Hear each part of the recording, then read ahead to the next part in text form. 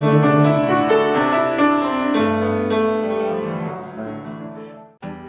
back to the channel. Welcome back to Jtwes. Got a little bit of, I don't know, some projects today. We're going to bush hog a little bit is what we're going to do. Bush hog a couple of strips behind the house here on the property line that gets real thick in grass. We'll see what the tractor does with it because it's real thick. So we'll do that, and then we're going to do up there at the plow day field. We'll bush hog that a little bit today. And keep the weeds down on it in hopes of plow day this fall.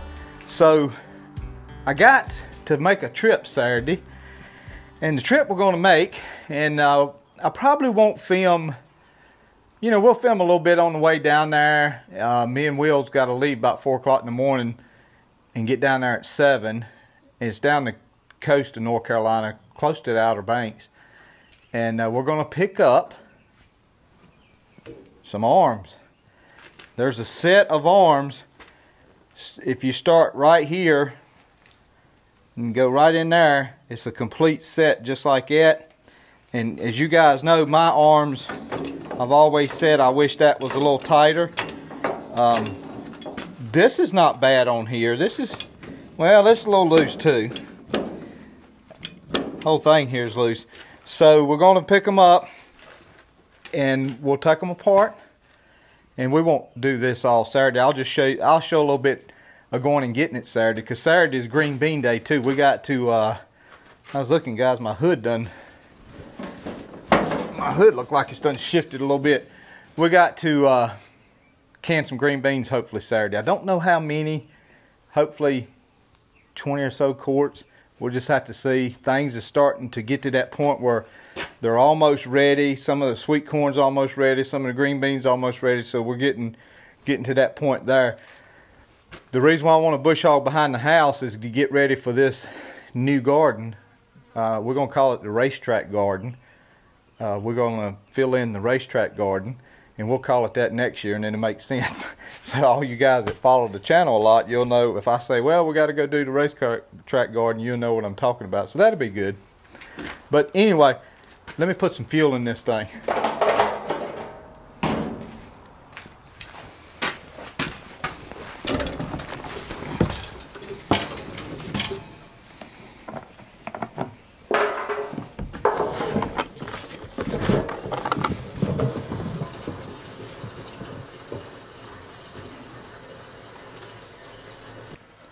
Now, I was saying on those arms, if they're good arms, hopefully they are, probably as good as what I got anyway, at the very least.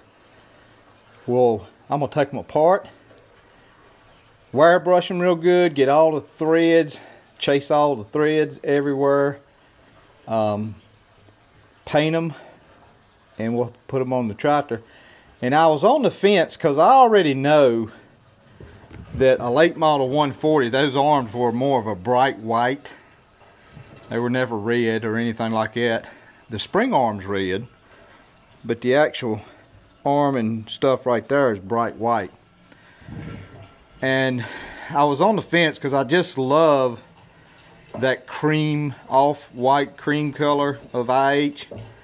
I've always loved that color, and so I was really tempted to do that, but we'll go back with the factory bright white. I don't think that it's as special of a, it's not as special of a combination, I don't think, as that cream white. That cream white's kind of an IH special color. But those arms and that bright white, I think I could get away with doing probably a bright white off of some anything, Rust-Oleum or anything like that. So where was we at, Will? So this was bright white, that was bright white, that, this is IH red, and this arm here is actually black.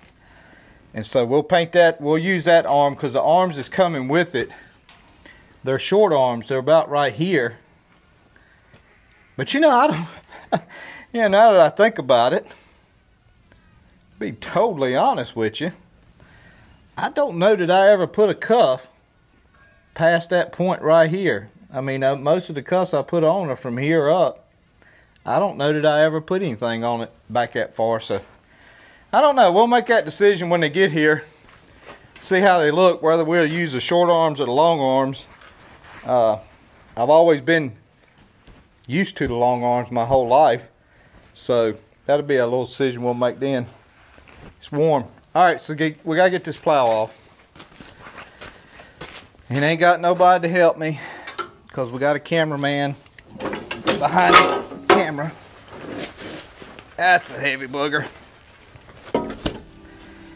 We'll take it back to the barn with the tractor. Let's hook up a bush hog.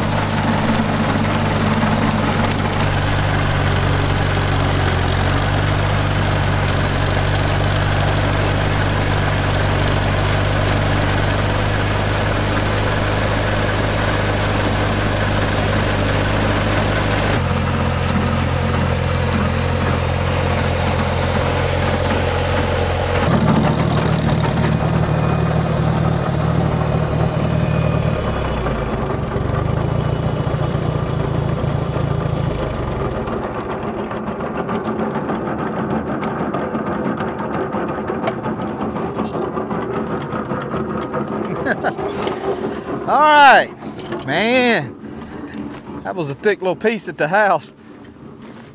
My property line, I mow all the way up through there, and it leans over onto me when I'm mowing and stuff.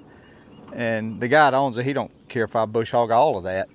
And I just wanted to bush hog a little bit. For one thing, like I said, one portion of that video, if you notice, is racetrack garden is where that's going to be, and I kind of want to get some of those high weeds back.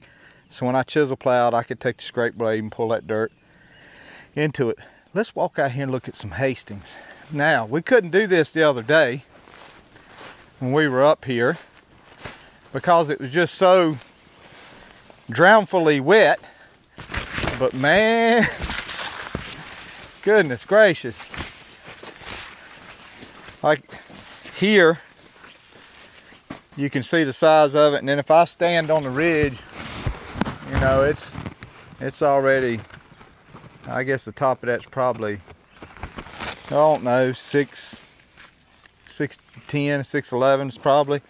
And so she's coming on. I mean, they just make such big stalks, and they're starting to put out what I call their kickstand roots. I don't know what you'd call them, stabilizing roots. I call them kickstand. So they're starting to put out some of those. You know, I see stuff like this sometimes, and I wonder, you know, what that is. I mean, the top is just like it's wanting to grow, just bend down and grow. I mean, I don't think it was broke or anything like that. It's just, there used to be something called Earl root in tobacco plants when they had them in the greenhouse, and you want to make sure you didn't get Earl root or something to that extent. And that's what that reminds me of, that thing just turning like that. But you can see out through here, man, it's she's got it. And it, as much as rain as we got, which was like 5 inches, it's got moisture in that bed, don't get me wrong, but it's burning it up as quick as it can. I mean, this stalk is using it. So honestly, another shower wouldn't hurt at all. But I just like corn when it's just ginormous like this. And the grass is getting held back pretty decent. Before it's all said and done, this grass will, like this nut grass right here, it will get bigger than that. But at this point in the game, it don't make no difference. This is getting all the sunlight, and the grass is not holding it back, or it won't hold it back. The only thing it'll do is it will use moisture out of the bed that could go to the corn. But I don't think they got a high crop this tall.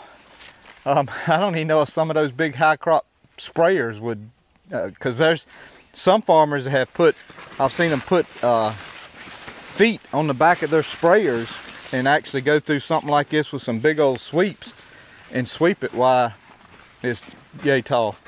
Sometimes in my videos, you guys may hear me, when I'm laying by corn, and you'll hear me say, well, I ain't worried about that corn because I covered it up. If it's not big enough to make it through the lay-by, it probably never gonna make anything anyway.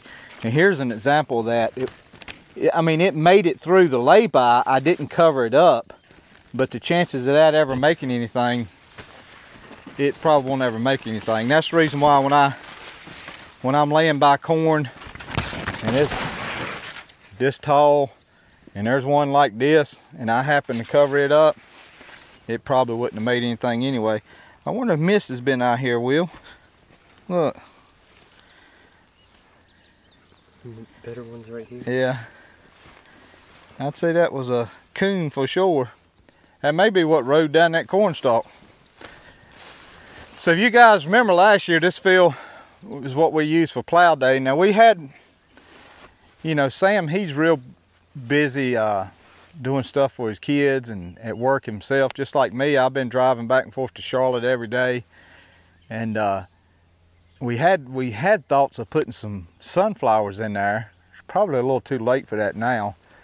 So probably if we use this for plow day, we'll probably cut it maybe in July, August, and by October we'll plow it, and it'll have hopefully a little crust on it so it won't be too dusty or anything.